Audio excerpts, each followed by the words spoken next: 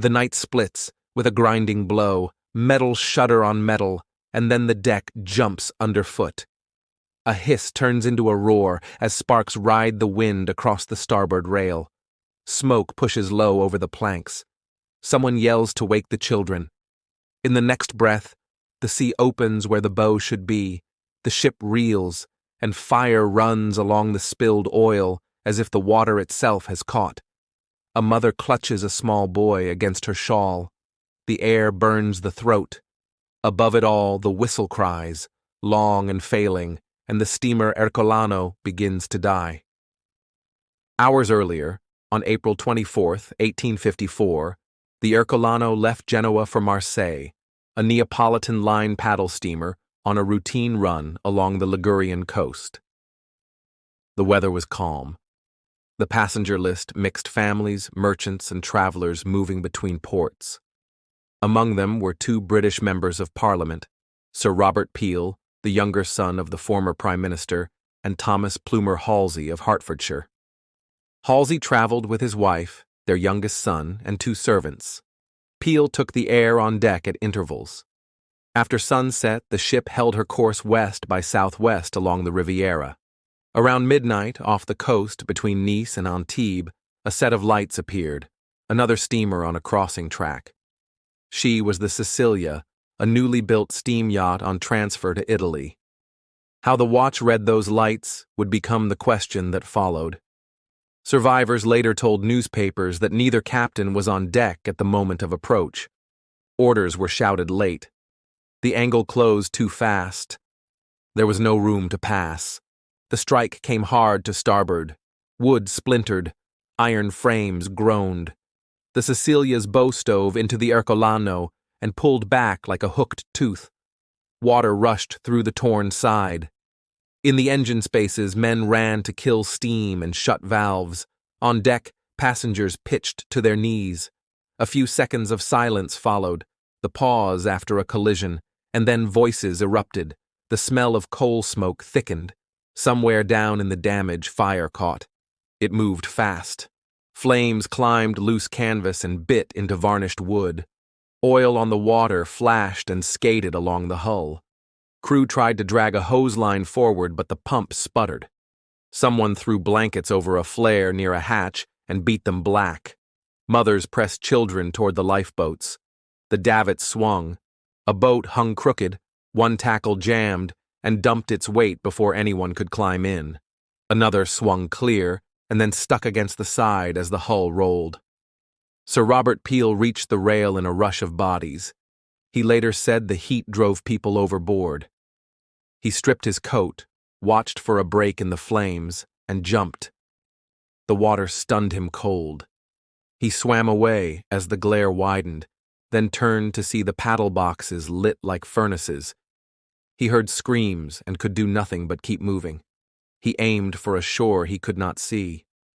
Thomas Plumer Halsey never made it out. When the first lists ran, his name stood with the drowned, along with his wife, their youngest child, and 2 servants. Across the lower decks, other families were caught in the crush. Accounts agree on this much. Many of the dead were women and children, trapped by heat, smoke, and the rolling of a ship no longer steady underfoot.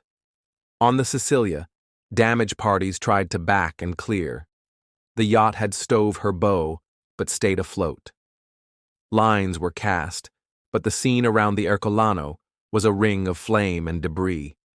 A handful of people in the water called out. Others clung to wreckage blown downwind. The night had no moon. Fishermen launched from shore.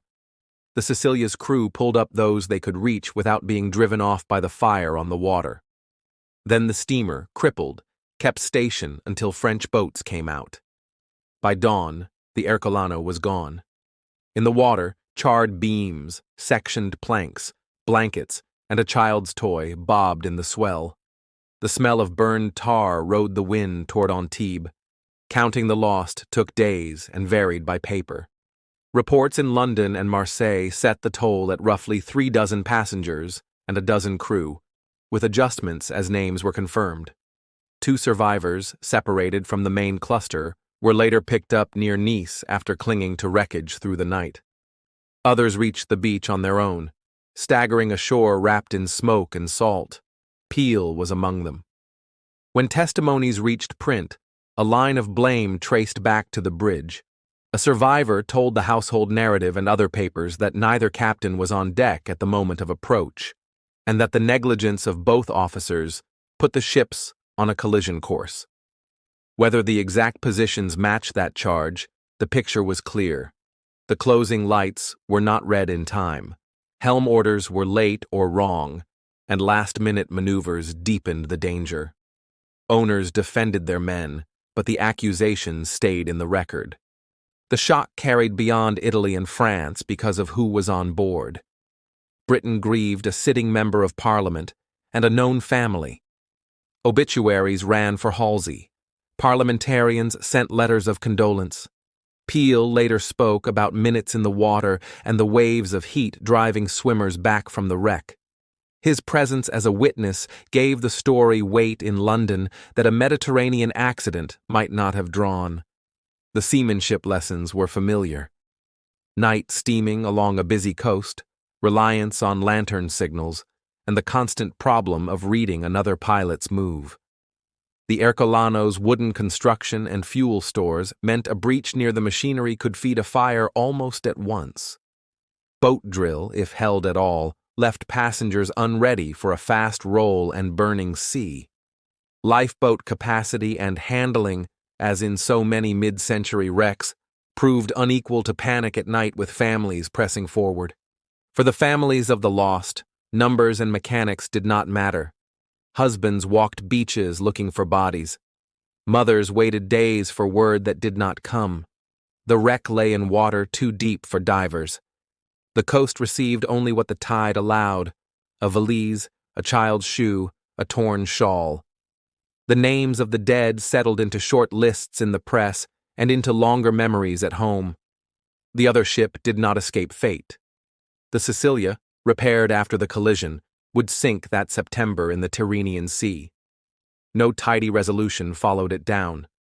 The lessons posted after the Ercolano were the old ones. Keep a real watch.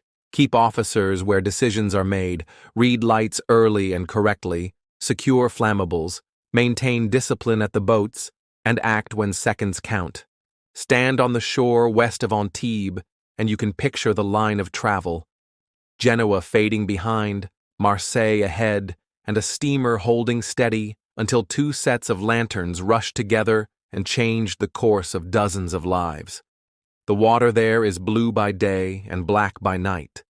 On that April midnight it carried heat and smoke and the last shouts of people who had planned only to sleep and wake in another port.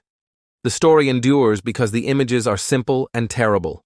A grind in the dark, water where the deck should be, sparks blowing sideways, a man forced to swim for a shore he cannot see, and families who never had the chance. In the papers, it read like a lesson. For the people on the ship, it was a few minutes in which everything that could go wrong did, and the rest was silence and the slow count of names. Thank you for listening to the Sunken Ledger. Subscribe for more true stories from the depths.